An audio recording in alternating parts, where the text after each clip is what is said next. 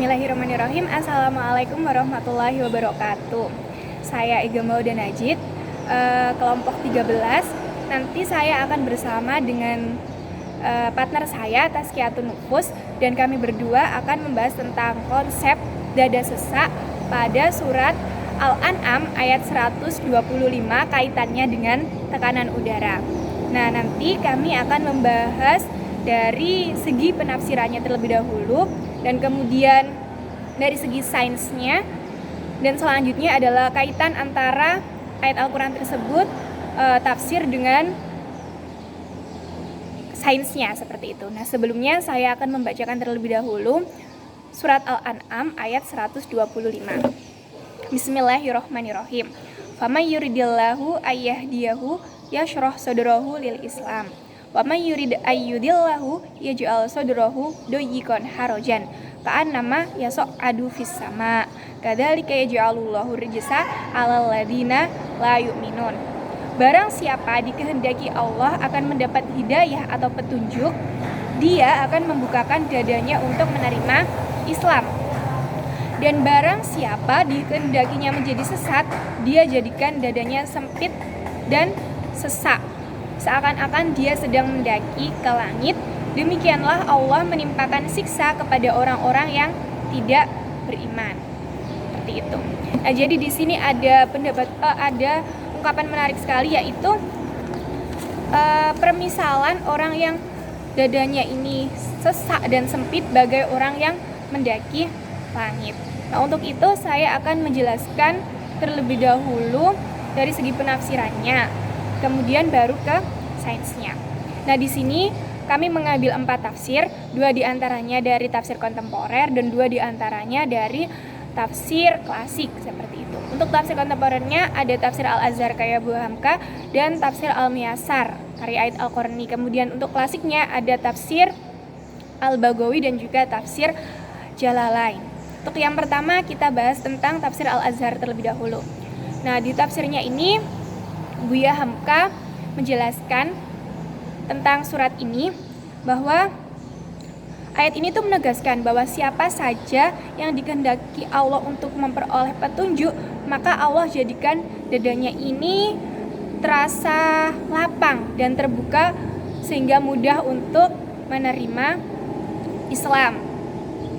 Nah, Buya Hamka kemudian memberi permisalan bahwa jika kita itu menemui seseorang yang wataknya ini terlihat keras, tegas, maka janganlah mudah bagi kita untuk menghakimi dengan penghakiman yang buruk kepada orang ini, karena bisa jadi orang ini itu malah menjadi pembela Islam yang paling maju, yang paling bagus, seperti itu. Karena Buya Hamka menyebutkan bahwa dalam hati setiap manusia itu pasti ada sesuatu yang baik. Nah, di sini Buya Hamka mencontohkan dengan Khalifah Umar bin Khattab. Sebelum masuk Islam, Umar bin Khattab ini kan dikenal sebagai orang yang keras wataknya, kasar, pemberani, tidak penakut. Nah, saat Umar bin Khattab ini masuk Islam, beliau kan karena mendengar adiknya yang membaca surat Toha. Nah, di pendengaran yang pertama ini terhadap ayat Al-Quran, kemudian Umar ini terketuk hatinya, lapang dadanya, terasa mudah baginya untuk menerima Islam, sehingga masuklah Umar bin Khattab ini ke dalam agama Islam, seperti itu. Nah, setelah mengetahui Islam lebih bagus, lebih baik, maka Umar menjadi salah satu muslim yang sangat bagus, yang sangat penting kan pada masa itu, sehingga menjadi khalifah dan mendapat julukan Al-Faruq dari Rasulullah SAW. Adapun penafsiran Buya Hamka terhadap yang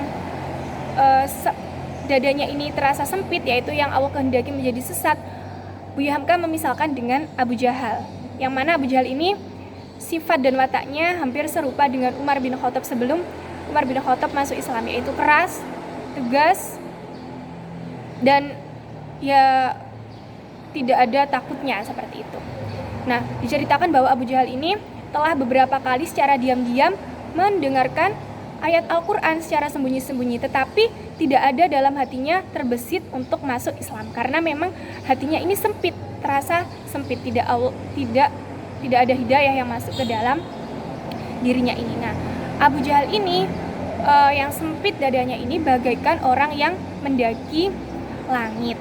Nah, Buya Hamka kemudian menjelaskan bahwa di angkasa sana memang kadar oksigen itu semakin rendah, sehingga akan sulit bagi manusia bisa bernafas di atas sana. Maka dari itu Allah menyebutkan seperti mendaki langit, sesak seperti mendaki langit, karena oksigen di atas sana itu sudah mulai berkurang, semakin berkurang seperti itu. Maka dari itu untuk ke sana seperti para astronot itu harus ada perlengkapan khususnya agar tetap bisa bertahan di sana. Nah, selanjutnya saya akan membahas tafsir Al-Baghawi. Jadi untuk yang penggalan ayat pertama sama, yaitu Allah membuka hati hamba tersebut dan meneranginya sampai mudah baginya untuk menerima agama Islam.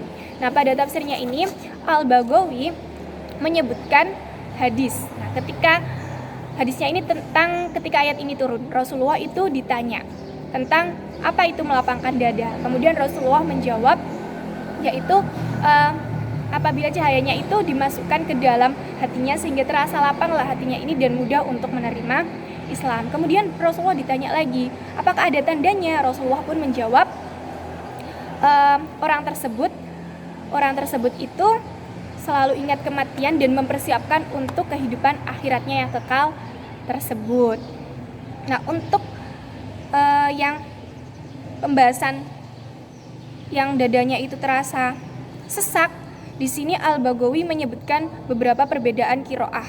Di antaranya adalah doyikun ini, karena ada yang menyebutkan bahwasanya itu doyikun, ada yang doyikun, kemudian harojan, ada yang harojan, ada yang harjan, seperti itu. Nah, Al-Baghawi kemudian mengutip perkataan Umar bahwa orang yang dadanya sesak itu adalah ya orang-orang munafik itu, karena mereka tidak akan dapat menerima kebaikan dalam bentuk apapun juga, seperti orang yang mendaki langit. Nah, Al-Baghawi menyebutkan bahwa mendaki langit itu memang adalah sesuatu yang berat, beban yang berat, seperti Allah firmankan dalam surat Al-Mudaththir ayat 17 yang artinya, aku akan membebaninya dengan pendakian yang memayahkan. Jadi pendakian itu sesuatu yang memang berat. Nah, kemudian selanjutnya adalah tafsir Jalalain. Nah, tafsir Jalalain ini karya Imam Jalaluddin As-Suyuti dan Jalaluddin Al-Mahali memang merupakan tafsir yang ringkas ya. Jadi hampir sama dengan tafsir Al-Baghawi, yaitu yang dikehendaki Allah mendapat petunjuk cahaya, maka dirinya ini akan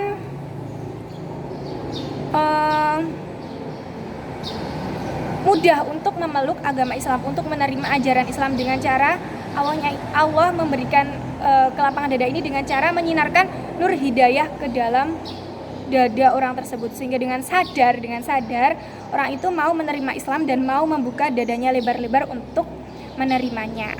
Nah, di kata selanjutnya yaitu yang tentang dada sesak, yaitu doyikun, itu sama seperti tadi, ada perbedaan bacaan yang disebutkan oleh tafsir Jalalain ini, dan maknanya ini terasa amat sempit bagaikan orang yang mendaki langit, seolah-olah ia ini mendaki langit. Jadi hampir serupa dengan yang tadi, namun ini memang lebih ringkas pada tafsir Jalalain. Nah, yang selanjutnya tafsir keempat, ini tafsir kontemporer, yaitu tafsir Al-Muyassar. Nah, pada tafsir Al-Muyassar ini Aid Al-Qarni sebagai penulis kitab ini menjelaskan bahwa apabila Allah menghendaki hidayah pada seseorang, maka seseorang ini kan akan lapang dadanya. Nah, orang tersebut akan mudah menerima Islam dan juga merasa bahagia kalau menurut Aid Al-Qarni. Sedangkan sebaliknya, orang yang dikehendaki Allah untuk menjadi sesat, maka dadanya ini akan terasa sempit, seolah-olah orang ini itu sedang menaiki dataran tinggi. Jadi Aid Al-Qarni menyebutkannya dengan dataran tinggi. Nah, di mana lapisan oksigen ini semakin menipis seiring dengan bertambahnya tinggi dataran tersebut, sehingga orang ini dapat mengalami sesak nafas, atau ayat Al-Qarni ini menyebutnya dengan istilah asfiksia seperti itu.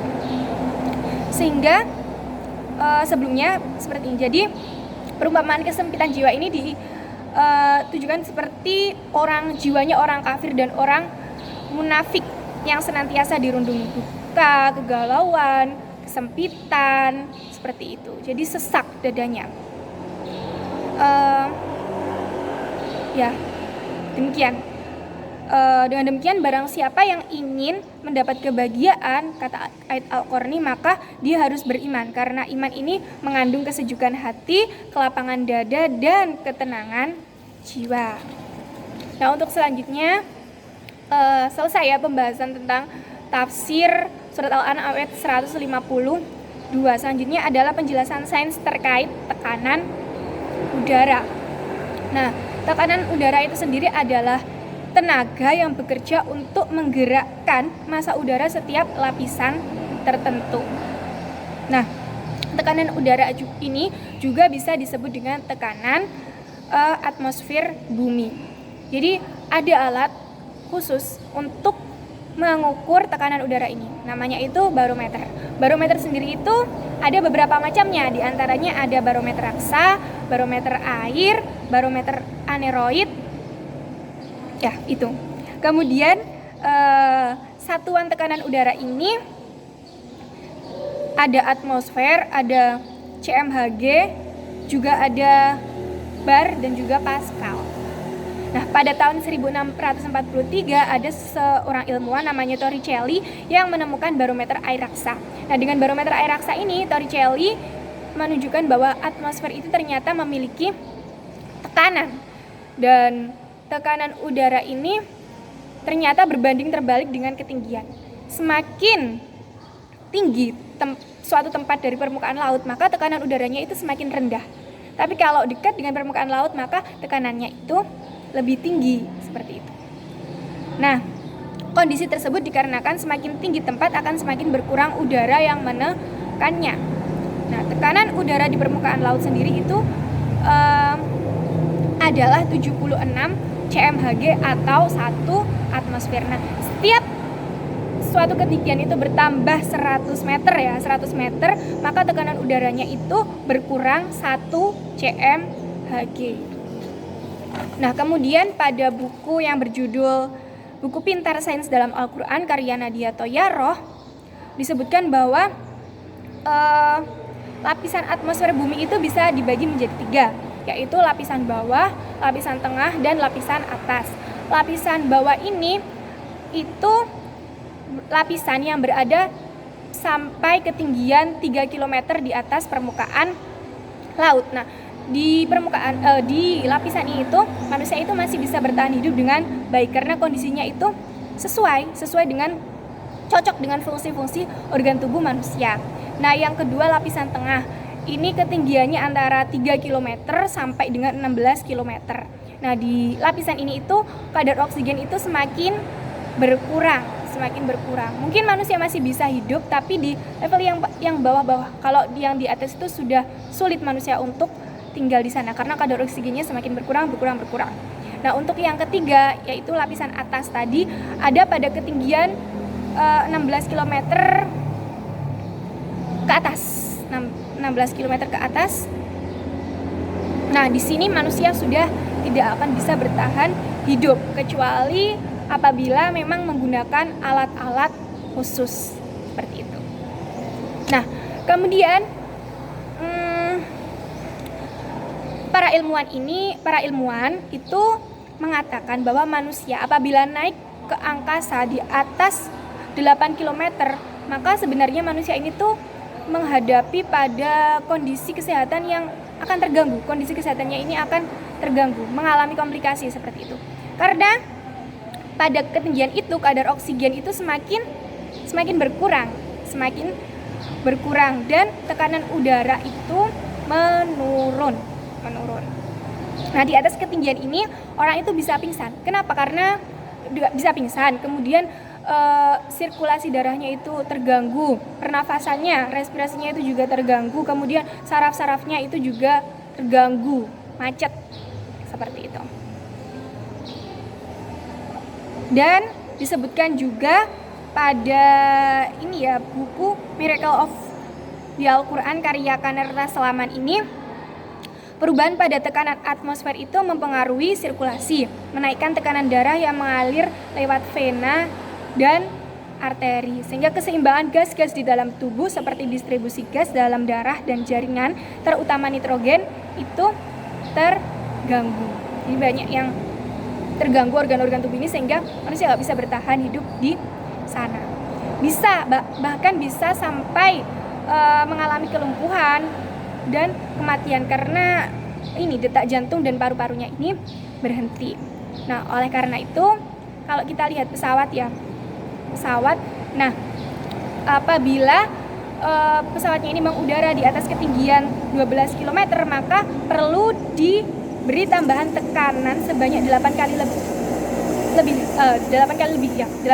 lipat agar tekanan udara di dalam pesawat itu bisa sama dengan ketika ada di bumi. Karena kalau tidak begitu penumpangnya bisa ini semua benar-benar tidak sadarkan diri. Begitu pula astronot, ketika astronot ini bekerja, maksudnya melakukan perjalanan keluar angkasa sana, maka astronot kan akan diberi pakaian yang memang khusus, kemudian diberi perbekalan yang bisa menunjang kehidupannya di sana. Jadi tidak bisa tanpa menggunakan alat-alat khusus, tidak akan bisa. Nah, demikian penjelasan sains terkait tekanan udara. Selanjutnya adalah pembahasan terkait hubungan antara surat Al-An'am tersebut dalam Al-Quran dengan sains tekanan udara yang akan disampaikan oleh Tazkiyatun Nufus.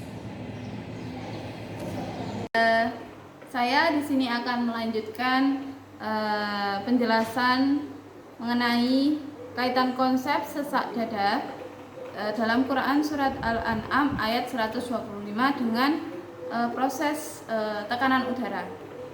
Nah, seperti sebelumnya yang telah dibacakan oleh Saudari Ega tentang tafsiran Quran surat Al-An'am ayat 125, di mana dari semua tafsir tadi bahwa ayat ini itu menjelaskan tentang perumpamaan bagi seseorang yang dimana seseorang itu ada yang mendapat petunjuk dari Allah sehingga dia itu dengan dada yang lapang menerima kebenaran Islam. Kemudian ada pula seseorang yang menolak kebenaran dari Islam itu, maka dia merasa dadanya itu sesak.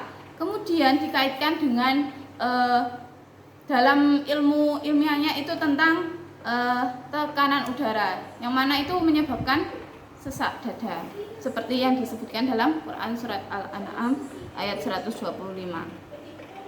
Nah, sebagaimana pendapat umum bahwa jika seseorang menaiki langit seperti yang disebutkan dalam Al-Quran surat Al-An'am ayat 125 tadi, semakin seseorang naik ke atas atau semakin jauh dari lapisan bumi, maka dia akan semakin kekurangan oksigen atau tekanan udaranya itu semakin menipis, sehingga dia akan mengalami sesak dada.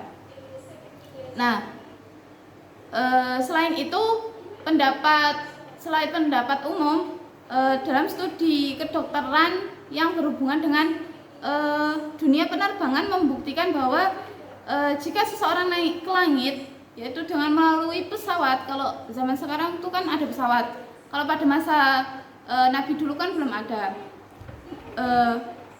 Sebenarnya itu sedang menghadapkan dirinya pada perubahan fisiologis yang berupa yang mana dia itu akan merasakan sesak napas jika dia berada di ketinggian yang jauh dari bumi.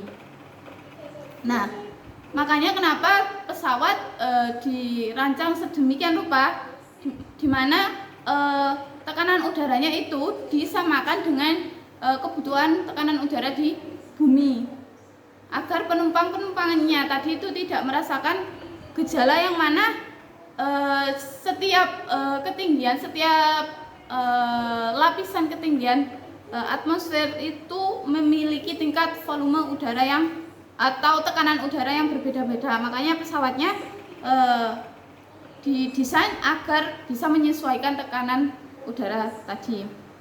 Nah, kemudian tentang pengukuran besar kecilnya tekanan udara itu bisa bisa mengacu pada tekanan udara di permukaan laut. Nah, di permukaan laut itu seperti tadi, semakin ke dalam seorang menyelam itu akan semakin berat tekanan yang dialami, tekanan air, arus air tadi.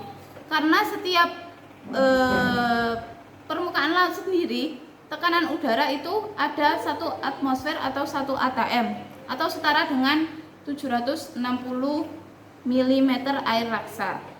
Nah, penelitian memang memberikan data umum bahwa setiap tinggi lokasi semakin kecil tekanan udaranya, sebab tekanan udara berubah setiap ketinggian 100 meter.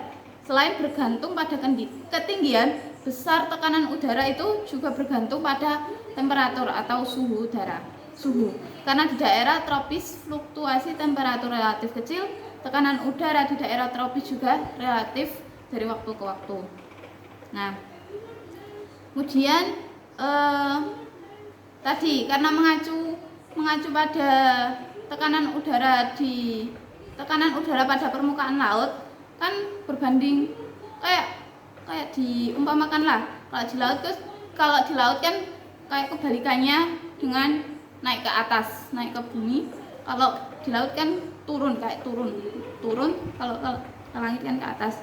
Jadi perbandingannya itu kalau semakin menyelam maka semakin besar tekanan, sehingga itu orang yang menyelam tadi, makanya manusia itu paling normal hanya bisa sampai 100 meter, itu pun hanya orang profesional ketika menyelam, sehingga mereka itu tidak mengalami telinga sakit atau dada sesak karena dia sudah pengalaman dan ada peralatan oksigen yang menyertainya. Kemudian mengingat kerapatan air jauh lebih besar dibanding dengan kerapatan udara, makanya ketika seseorang menyelam kan dadanya itu terasa sesak ya, karena tadi tekanan airnya tadi.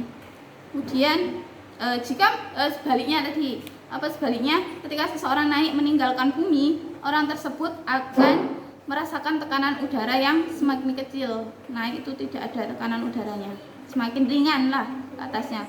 Tapi efeknya adalah dia itu akan merasa sesak nafas, kurang oksigen ketika berada jauh dari permukaan bumi. Nah, sehingga proses pernafasan itu terganggu karena jumlah udara yang semakin sedikit. Nah, semua itu menyebabkan ketidakseimbangan dan kekacauan dalam penglihatan, pusing yang sangat hebat, dan yang lebih parah adalah menyebabkan kebutaan dan kehilangan kesadaran secara total. Nah, oleh karena itu makanya tadi kalau sekarang kan pakai pesawat kalau orang ingin naik ke langit, atau seorang astronot ingin ke planet lain menggunakan roket. Nah,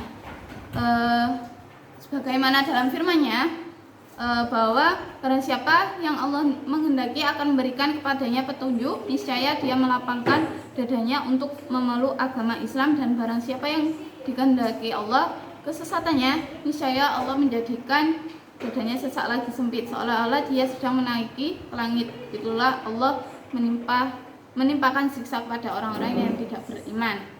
Nah, jelas dalam ayat ini dalam bahasa Arabnya yaitu